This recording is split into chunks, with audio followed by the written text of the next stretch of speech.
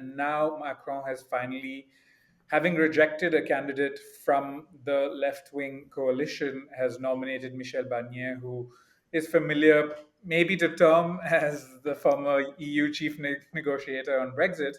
He's going to be the new prime minister of France. And we have Tara on to talk us through a number of these things, as well as what it's like to be in America at this moment as a European, as a French person.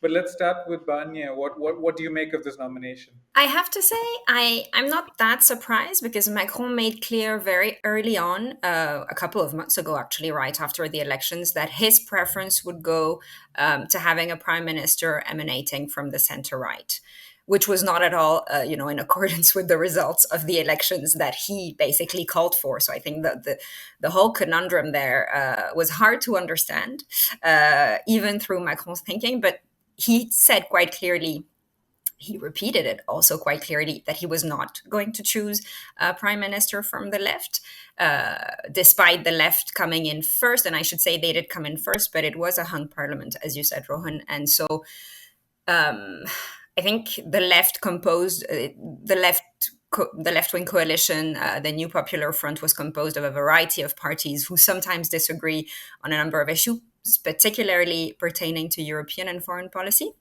And so they spent a lot of time gathering and maintaining their unity, and came up with this candidate, Lucie Castet, who is the head of the finance department in the city of Paris.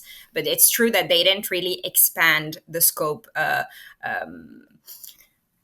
of options and opportunities for them, because they were not able to form a majority. So they might have, I think, they might have taken another route when they were thinking it over in the summer, not just maintain the unity within the left, but actually to go a bit beyond in the center left, center right, so that they could actually offer a candidate to Macron that he would not have been in a position to deny. And so I think the left stayed united, that's true, but they also, in a way, undermine their own options. And so Macron kept this situation going of a hung parliament, a caretaker government, at a time where, France was hosting the Olympics for the first time in a century, when there were millions of tourists flocking to Paris and to a number of French cities. It was a very surprising situation. And he kept saying that he was not going to nominate the candidate that was offered by the left. So I think a number of people were called by him over the summer to take up that position. And he was denied by a lot of people because they realized the difficulty of the situation. Whoever ended up being nominated would have to be really politically savvy, I think, to have a lot of political experience and to be able to reach across the aisle on the left and the right. And that person, at a time of polarization in politics, something I think that we have in common, across the channel, across the Atlantic, is really not that easy. And so, Michel Barnier had presidential ambitions. He was environment minister in the 90s. He was European affairs minister, foreign affairs in the early 2000s. He was the agriculture minister. He was a European commissioner. And then, as you said, famously was recently the EU chief negotiator for Brexit. So someone who knows foreign affairs, which I think is important, but again, who's worked with a number of people inside the National Assembly.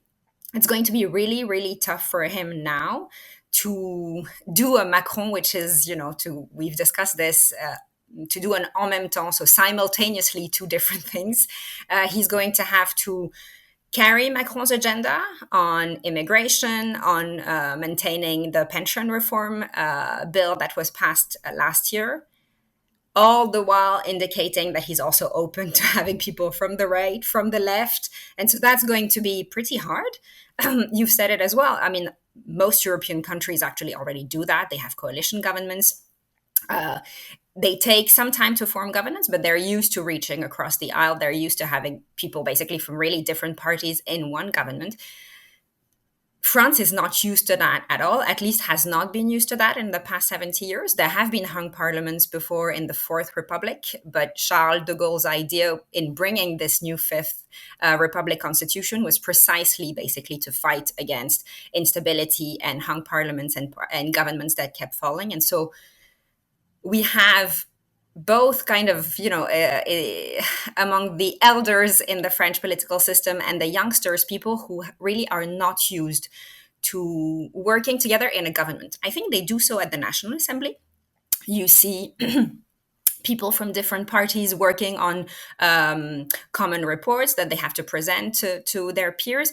But inside the government, we've really not seen that for a long time. So I think it's going to take a while for people to get used to. The only issue now is that we indeed didn't have a government for 50 days and no prime minister. We have a prime minister now, but honestly, he's going to be faced with a lot of difficulties in forming a government. And the big issue now for him mostly will be to see who he manages to get from the left.